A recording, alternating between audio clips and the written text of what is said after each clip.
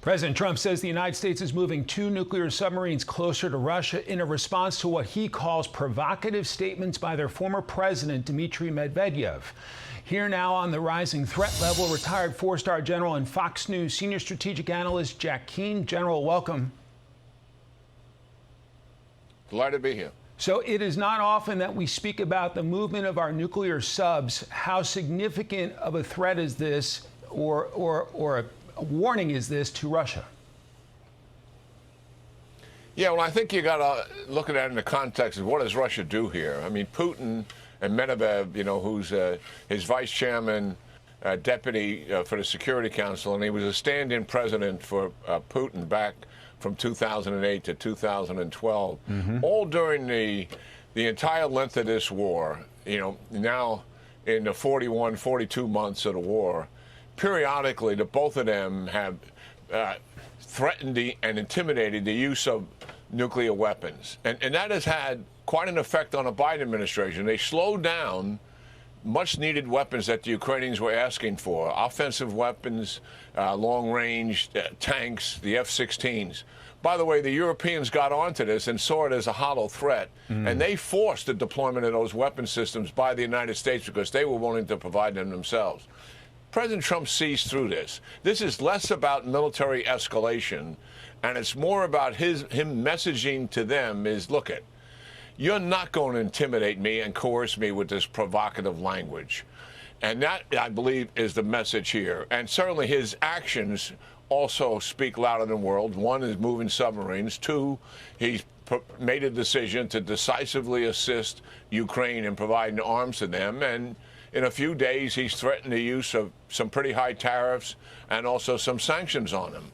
So that's the messaging by the president here. I am not President Joe Biden. You're not going to intimidate me. It's not going to undermine what I believe is the right thing to do here. That is the message. Do you expect that show of force will lower tensions between the U.S. and Russia? No. I think where we are right now is Putin is steadfast about wanting to still take control of Ukraine. He's going to stay at that as long as he possibly can.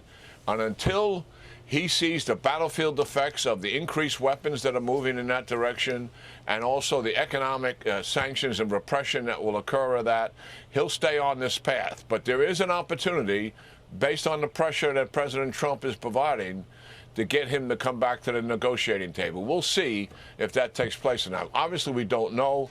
This is a lot has to do with where Putin is. But he has real pressure on him, both military and economically coming, and that is going to have some impact on his decision-making.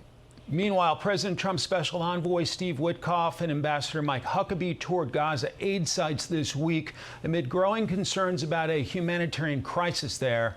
How should the United States respond as we continue to support Israel and try to encourage a ceasefire?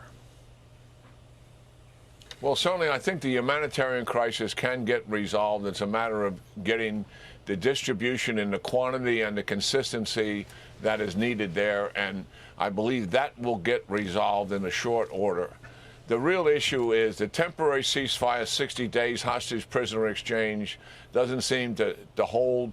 Hamas is resisting that for obvious reasons. They want to hold on to power. They want to use those hostages as leverage, and they know we're getting down to the end here. So it's much more difficult to negotiate with them. I think what is happening in the Prime Minister Netanyahu administration is to take a look at not just the temporary ceasefire, but let's look at the end of war strategy and see if we can work a deal with Hamas to do that.